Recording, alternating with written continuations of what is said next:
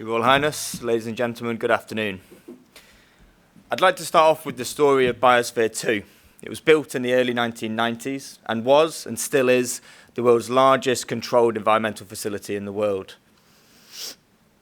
It was designed to mimic the original biosphere, the Earth. It was completely self-sealed and had a fully functioning ecosystem inside. It spawned huge amounts of data, media attention, and even a B-list movie starring Kylie Minogue and the bloke from George of the Jungle. It's not a good watch, I wouldn't recommend it. 8 people actually lived in this facility for 2 years. They only ate what they could eat, grow inside. They only breathed what the plants grew themselves, and they only drank the water that was treated by the ecosystem. And they faced numerous technological challenges that they overcome with some really neat innovations. But the biggest challenge they faced throughout the whole period of time was the people themselves who were living inside. They had arguments with the funding councils, they had arguments with the scientific community over the direction of the project, and they had arguments amongst themselves as well, to the point where some of them weren't even speaking to each other at the end. Now, I want you to keep this project in mind throughout my talk, because it was something that came up time and time again in the real biosphere, where people are often the source of the problem, but they can be the source of the solution as well. So my topic was looking at water security in the agricultural, horticultural, amenity, and landscape sectors. And water security is defined as the ability of a sector to sustainably source water for itself in the long term. And we're very lucky in the UK. Historically, we've had a very good situation. We can source water from rivers, from ground aquifers, rainwater harvesting, and even mains water in some situations. However, moving forward, demand is likely to increase in many sectors, but the availability of water is likely to decrease. This is due to over-abstraction historically from aquifers, and also rivers. We're having to leave more water in rivers now for ecological reasons, and mains water just simply won't be an option for some sectors. So I wanted to travel the world and see countries that had already experienced these problems and the kind of solutions that they'd implemented, but also the barriers that they faced.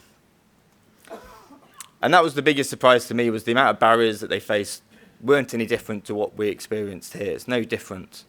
For example, in New Zealand, I saw the problem of what an overabundance of a resource can potentially cause. New Zealand has plenty of glacial-fed rivers, lots of water, and that's led to a massive increase in irrigation. Clearly, going forward, that may not be as sustainable, and that's a problem that we've had ourselves. We've also got the problem of not learning from history.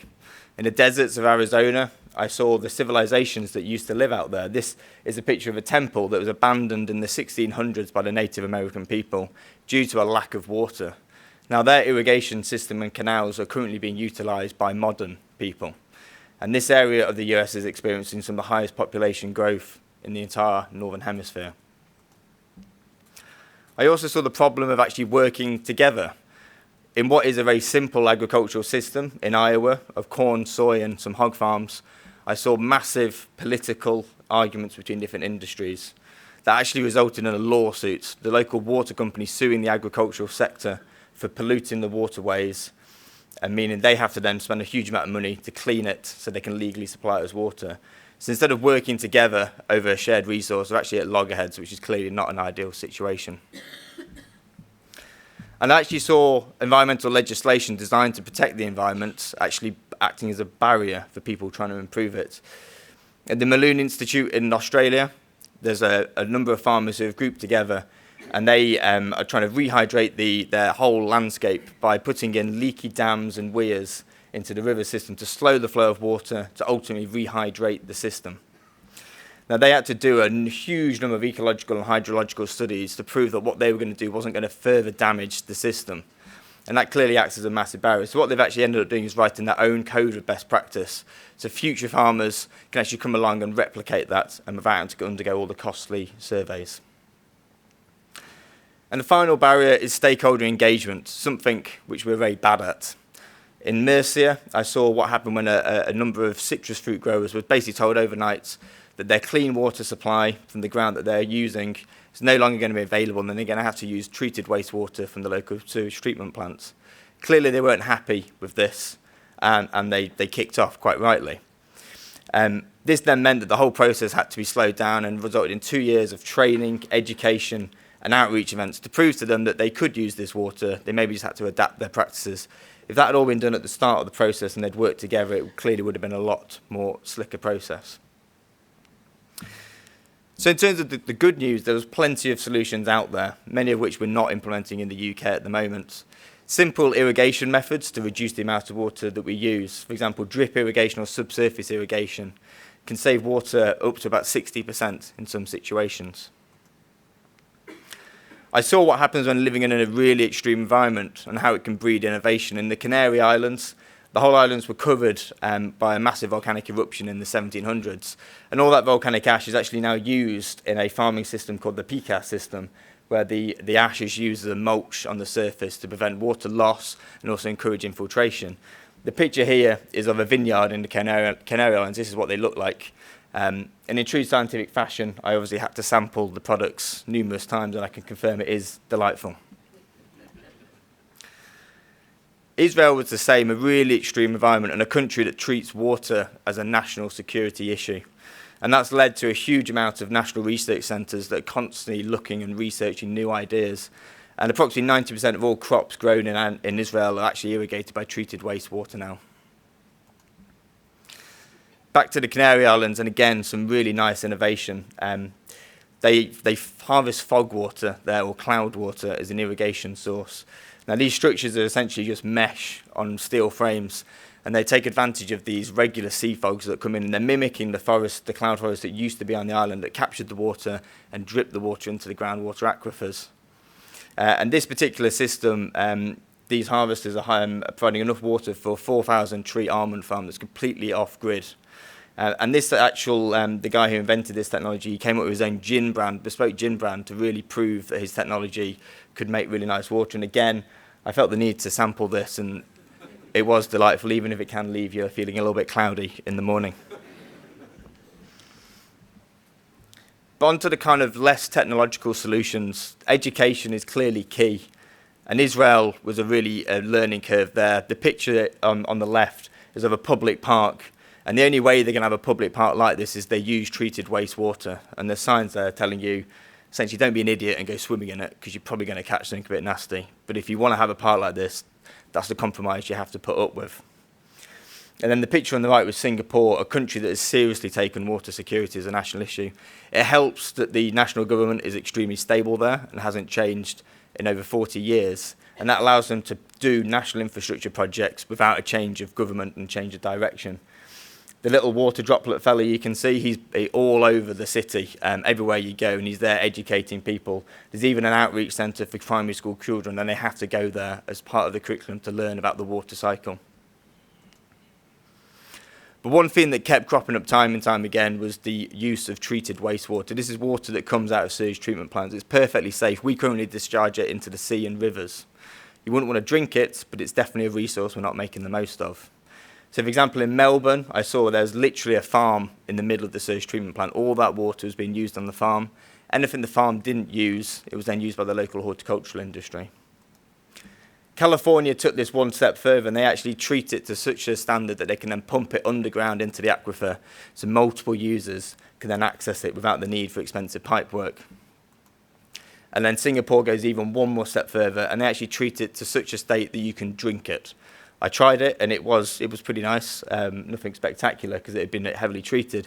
But they actually got the Prime Minister at the time to go on camera and drink this water to prove to the population that it was doable. Back to the UK, we still do things really well. One of the best examples of rainwater harvesting I saw was at a golf club in the south of London.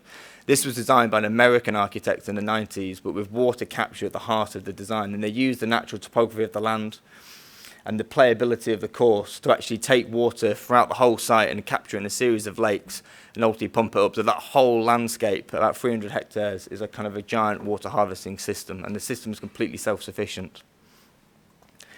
But the biggest thing I learned time and time again was that the people were at the core of all of this. Without the people, you're not getting the innovations, and you're not having them implemented. And as a physical scientist, this makes me quite uncomfortable. You can't put this in a spreadsheet or a specification.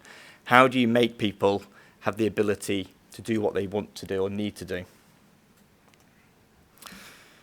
So in conclusion, making water a priority for everyone is quite straightforward, but it's something we don't do at the moment. It isn't taken as a serious national issue. And education's a key part of that. That's at a young age, but also all the way through to a government level, how serious issue this is. And we need to take a much more collaborative approach. Water is a shared resource. And my wife, when she reviewed my report from at the end, she said, so essentially you're saying your conclusion is we need more of you. And to a certain extent, that's what I am saying. We need more people that are willing to cross disciplines, cross industry. You don't have to be a complete expert in one discipline, but what you do need to do is appreciate what other people are doing and why they're doing it. And so we need to provide that environment. It's not just financial support. These kind of systems need to be self-sustaining in the long term. So it's the moral support from government, but it's also the legislatory support as well. And one of the quotes that stuck with me was from a gentleman in California who was an engineer, and he said the hardest part is the soft part. And that was coming from an engineer who realised they were woefully lacking their ability to engage with all of their clients. So I've taken my own advice into my own hands throughout my Nuffield, and I've engaged in a large amount of education events with my sponsor, the Worshipful Company of Gardeners. And we've invented an actual card game, so for kids to play and actually learn about integrated water management throughout the system. They have to take what is a limited resource and spread it across as many industries as possible, but at the same time try not to pollute the environment and generating electricity. And we're going to turn this into a full board game next year, and we're going to hopefully enter into some innovation awards. And I've also been working with a number of national water companies, Anglian Water in particular. This is some work we did with them, where we looked at the amount of golf courses in the whole of East Anglia and their proximity to sewage treatment plants and pipe work. There's about 63 golf courses that are currently about a kilometre, close to a kilometre to a sewage treatment plant. And this work's now been taken up to a national level to hopefully agree a set of national guidance principles that will allow us to reuse wastewater going forward. But just to finish on a note, we can do this, and we are doing it well in the UK. This was a project that was one of the best projects I saw, but it was only actually about 50 miles from my house, and it was in Felixstowe. And this is where a group of farmers, who are chaired by a really enthusiastic member of the local council, got together, and they actually take drainage water, which they're just chucking out to sea at the moment anyway. And what they do is now pumping that back up to a series of reservoirs across their estates. That bit isn't actually the complicated bit, that's really straightforward. The bit that took ages to get to was a 10-year process, and it required local government to be really driving it, to get all the farmers together, and they've actually created their own business now, so that system is entirely self-sufficient. They buy the water off themselves, and that will keep going now forever, and that model's being looked to be rolled out in other places over East Anglia. So just finally, I'd like to thank my sponsors, the Worshipful Company of Gardeners, who have really welcomed me into the company and really helped out with some of the educational activities I spoke about. My company TP for also getting involved in them, and Aberystwyth University for helping out with the Masters. And finally, all of my fellow scholars who have made this experience so great and for what it is. Thank you very much.